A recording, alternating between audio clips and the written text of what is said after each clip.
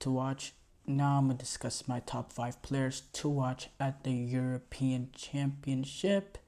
There's a lot of talented players to watch at these European Championships. A lot. But I want to discuss my top 5 players, not the best ones, but just to want to watch. And I think you have to start off. I'm gonna start off number 5 with Cristiano Ronaldo. Yeah, I'm gonna go with number 5. I put Messi number 1 in Copa America. Number 5 here, I'm gonna put Ronaldo because I do think there's still a difference between the two. I still think Messi is a much better player than Ronaldo, but that's not the near there. Cristiano Ronaldo, he's had a brilliant record goal scoring just run at Saudi League. When you look at this, the numbers that he's put up, it's been absolutely brilliant. And, this is going to be with the Messi factor. I mean, with the same thing as Messi. It's been a while since we've seen Ronaldo at the top level. These European Championships are going to be the first time a lot of football fans in general have watched Ronaldo play in a very, very, very long time. Since probably the last World Cup. And he played in the European qualifiers, and those were competitive games too. But in terms of at that top level, in terms of like with all eyes watching, this is gonna be a time, and this is an opportunity for Cristiano Ronaldo to remind everybody still who he is. It seems like Roberto Martinez has given him the license. He's given him the free role to continue to be that number 9 leading the front for Portugal. So he's gonna have that opportunity. He has brilliant players being able to create for him with Bernardo Silva, Bruno Fernandes, João Felix. He has a talented team around him, and it's up to him to elevate his game in terms of consistency, in terms of goal scoring, because he can have a huge impact at this Copa America based on what has surrounded him. They play beautiful attacking football under Roberto Martinez, so he will get his opportunities. So it's really up to him and his level for him to reach that standard. Now, number 4, I'm gonna go with Rodri for Spain. Rodri has had a brilliant season at Manchester United.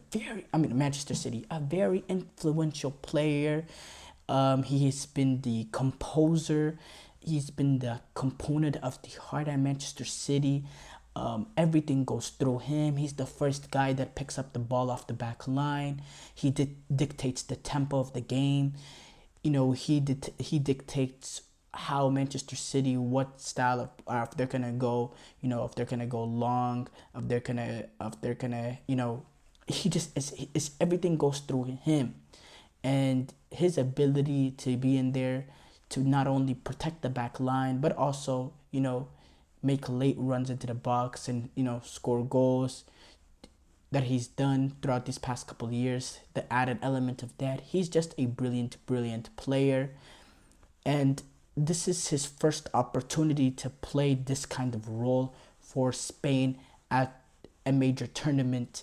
Sergio Busquets has been in the Spanish setup for a very, very long time, and he has played that Rodri role, and it's taken a long time for Rodri to get into this role just because of Sergio Busquets and the longevity that he's had. And despite the fact that maybe Rodri was even a better player for Sergio Busquets, just the experience and the respect that Luis Enrique had for Sergio Busquets, he still continued to play him at that position, and Rodri would have to play a center back or a different role, and it wasn't really his main role. But now this is the first international tournament where he is the main composer. He is the star of the midfield for Spain. Everything will go through him, and he will be the guy leading that midfield, and he'll get to have the same sort of impact that he had at Manchester City.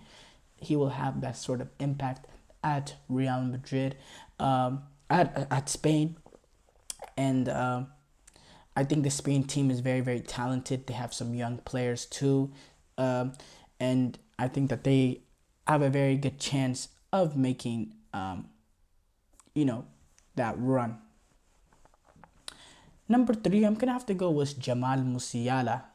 Jamal Musiala, he's a brilliant player, very technical, gifted.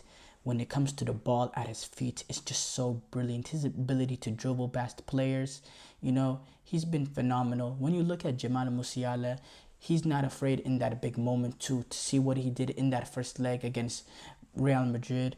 Or we can go back all the way to the World Cup in 2022 in that second game against Spain, against the Spanish national team, one of the best national teams. He just went in and he was just absolutely sensational. Absolutely sensational. Every time the ball got on him, it just seemed like he was going to get past one player easily, maybe get past the second. It just seemed like every time he got on the ball, I was on the edge of my seat. I was just very fascinated.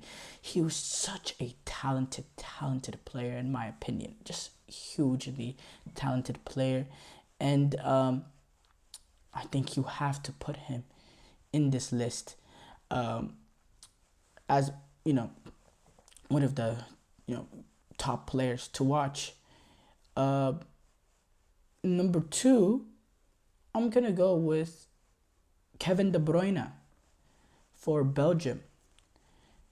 Kevin De Bruyne, he's been, he had an injury throughout the season, but when he's been in for Manchester City, he's continued to be what he is, a brilliant player. I could just go on about the talent of a guy like Kevin De Bruyne. He's just an amazing, talented player. But now he's in a Belgium team that's kind of in a reboot, a little bit different. They still have the same stars as before with Kevin De Bruyne, Romelu Lukaku. There's still those two guys. But you got new guys getting influxed in, new manager in Domenico Teodesco. You got a guy like Leandro Trossard, who's been a brilliant guy off the bench for Arsenal. He's gonna have a big impact on this team. You have a guy like Jeremy Doku with his ability to be very, very direct. He has a good he's gonna have a huge impact on this team. The midfield of Onana, Tielemans, Mangala has a lot of balance in the way that they play. It's a proper footballing midfield. And then put in De Bruyne in that midfield too. He's going to have a team around him. He's going to be in charge of leading this reboot for Belgium. And, for Belgium, if they want to make this run, which I think they're kind of in a good spot to make an underdog run at this European Championship because of the fact that there's no pressure on them. Everyone assumes this golden generation is done and, they'll just go on and they'll probably get eliminated in the round of 16 or quarterfinal. That's really the expectation for this Belgium team. Nobody gives them a realistic shot to go all the way. I think that puts Kevin De Bruyne in a perfect position to lead this team with no pressure going on. I think he is going to have a huge tournament this summer. And then number 1 has to be the best player in the world, according to many people, Kylian Mbappe. He has been dominant for France in international tournaments, but he has not won a European Championship yet. He's been to 2 World Cup finals, won 1 World Cup, but they haven't had that sort of success in the European Championship. Last time they played in the European Championship, they got eliminated in the round of 16 to a Switzerland team. So he can come in and I think he'll have he'll be perform at an extreme level. He'll get the goals for the France national team, and he's definitely the number 1 player to watch. Now, there's some players that I missed and that I'm going to get criticism for. Jude Bellingham, the season he's had at Real Madrid, I think he'll have a huge impact, yes.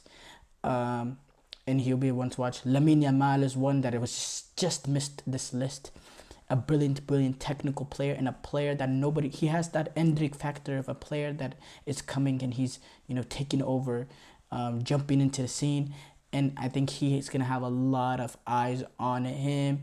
I think he has an opportunity to make a big impact. When you look at Germany being the home team, I think a guy that a lot of eyes will get put on is, besides Jamal Musiala, is a guy like a Florian Wirtz playing in a more attacking midfield role. The impact that he has on Germany, him and Jamal Musiala, I think they'll both be, huge stars for this German national team.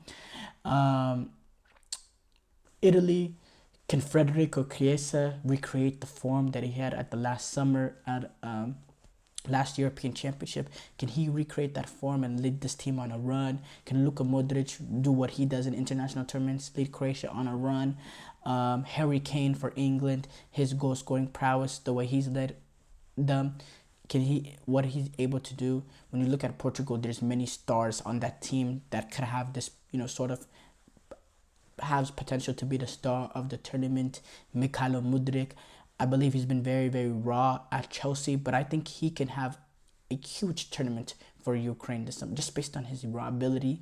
I think he has a huge opportunity this summer as well. Um, yeah, it's going to be a fantastic European Championship, so I'm very interested to see how it goes. Thank you for tuning into the GSMC Soccer Podcast presented by the GSMC Sports Network. Your support means a lot to us, so please remember to subscribe to the show and leave a positive review. It really does make a difference. We also invite you to follow us on Facebook, Twitter, TikTok, and Instagram for more content and updates. Thank you once again, and have a wonderful, wonderful day.